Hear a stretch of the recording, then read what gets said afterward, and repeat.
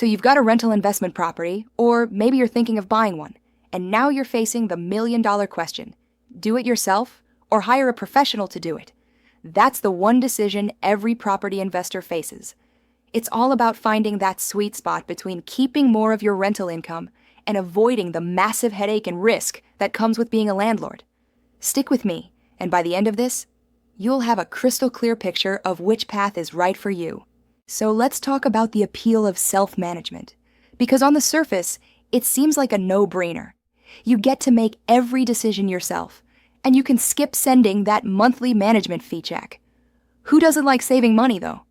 But let me tell you the secret truth they don't always show you. It takes an insane wide array of skills to be your own property manager. You have to be a bookkeeper, a marketer, a handyman coordinator, and worst of all, an attorney, juggling a labyrinth of constantly changing legislation. Theoretical cost savings are quickly lost when you factor in the vast cost of your own time, gaps in your own knowledge, and exposure you are exposing yourself to. All too frequently, what you think you're saving ends up being a net expense to your finances. To understand what you're signing up for, you need to get to know the 4 fundamental domains you'll be dealing with. First is financial management. It's not just collecting rent, it's tracking every last payment, assessing late fees, and documenting fine-grained records for your taxes and return on investment. Second is legal and compliance. This is the scary one. You're dealing with lease agreements, the eviction process, fair housing laws, and handling security deposits exactly by the book. Third is tenant relations. This involves pricing your rental correctly, advertising it, professionally screening tenants, and then managing all their complaints and issues. And fourth is property maintenance. This includes keeping up with daily and seasonal tasks and responding to fix-it requests in real time before an innocent leak turns into a catastrophic, expensive problem. And if you do decide to DIY, this is your life. Let's break it down into 3 phases. Even before the tenant even moves in, you have what I call pre-tenancy compliance.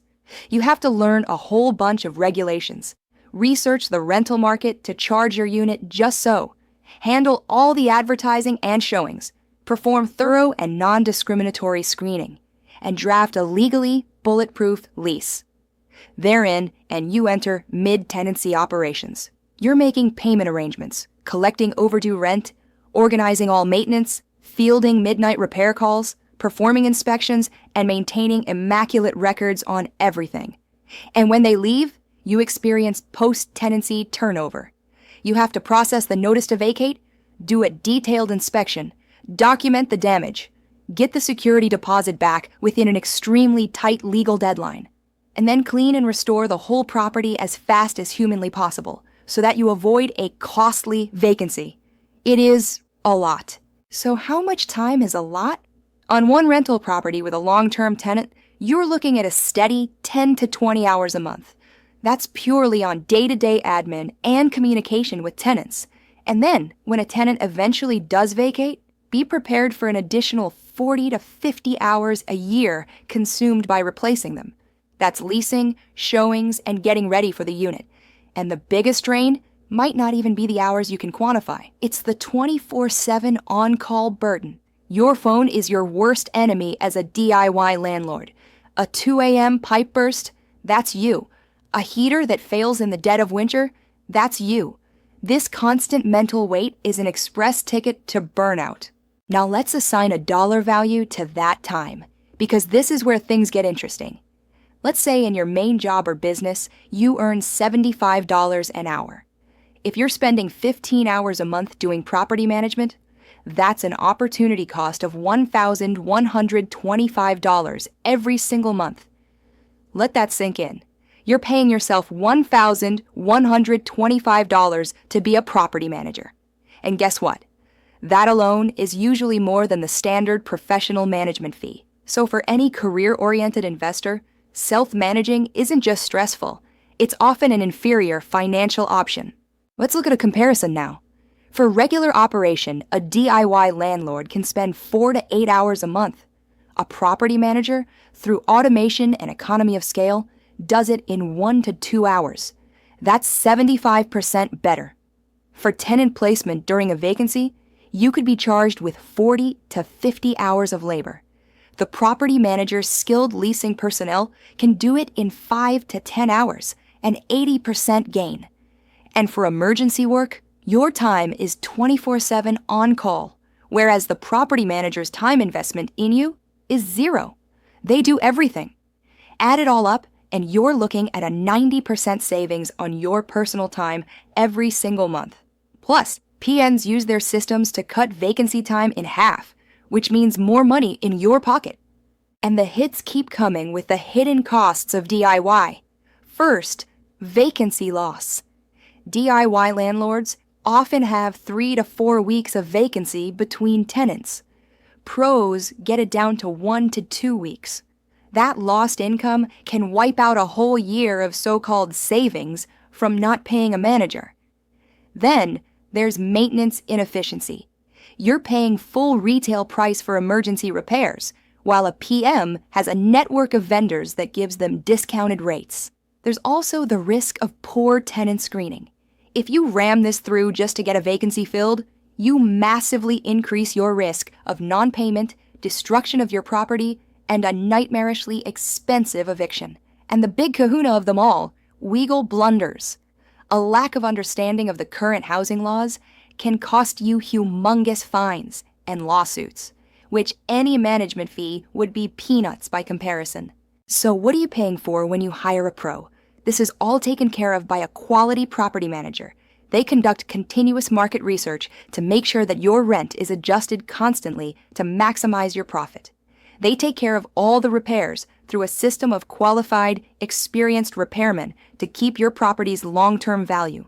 They employ a systematic, legally compliant screening program to find you responsible, long-term, and timely paying tenants. And above all, they are your only legal buffer, regularly checking and enforcing compliance with all the federal, state, and local housing laws, so you don't have to. And the good news is, it's not necessarily all or nothing. You do have options. There's full service management, the whole kit and caboodle. They do A to Z. This is ideal for faraway owners, portfolio owners, or simply anyone who wants an actually passive, headache-free experience. Then there is partial or a la carte management. This option is flexible and lets you pick and choose. Maybe you like handling the day-to-day tasks, but you'd rather have a professional handle the high-risk task of finding and screening new tenants. This is ideal for the do-it-yourself owner who would like to have a safety net for the most essential pieces. The benefit of going with a pro are quite interesting. You receive reduced vacancy. Their professional marketing and efficient processes reduce vacancy times by 50% over the do-it-yourself average. You receive a legal buffer. Their professional familiarity with the constantly changing landlord-tenant legislation significantly minimizes your direct legal risk. And you get 24/7 availability.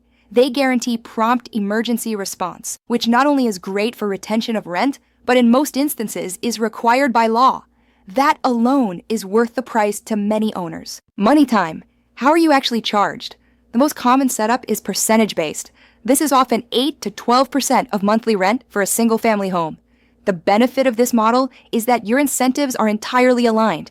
They only get more money when you get more money, so they're incentivized to keep your vacancy low and rent high. Next, you have a flat rate fee, about $100 to $200 a month for every unit. This is something you can rely on, but be careful. It may cause their incentive to maximize your rent or fill a vacancy to be lower. There is also a less common hybrid model that combines a low flat rate with a lesser percentage, which sometimes can strike a balance between predictability and performance. Then, besides the month's fee, you need to pay attention to the one-time fees. There is usually a leasing replacement fee. This can be anything between 50% to 100% of the first month's rent for covering the cost of locating the new tenant. There can be a vacancy fee, a small monthly fee if the unit is empty.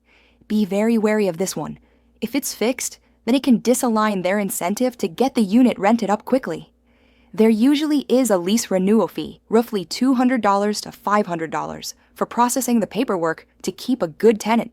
You might see a one-time account setup fee, and then there are event fees, such as an eviction fee of $500 or more, in addition to legal fees. The takeaway from this is to read every single line of the contract so there are no surprises. Another large question is maintenance markup. It's quite typical for PMs to tack on a 5 to 15% markup above repair bills. They clarify that it includes their 24/7 coordination, managing the workers, and assuming the risk. To make sure this is fair, you need to ask them these 3 critical questions. First, what is your breakpoint for authorizing repairs? That is, how much can they spend without your call? Second, are you shown multiple bids on big jobs? And third, is the work done by an in-house team or subcontracted? A good property manager will typically have such great discounted prices with their vendors that the final price to you, even with the markup included, might be the same or even lower than what you'd pay if you were to purchase retail. Well, let's just do a quick total cost of ownership analysis. Suppose you have a piece of property that rents for $2,000 a month. The total cost of doing it yourself isn't just $0. It includes that soaring opportunity cost of your own time, those lengthy stretches of emptiness, and the ever-present risk of a colossal legal bill. Altogether, the true cost of doing it yourself can be startlingly high. Then, stack that against the price of a professional PM, which might be maybe $4,800 per year when you factor in all of their charges.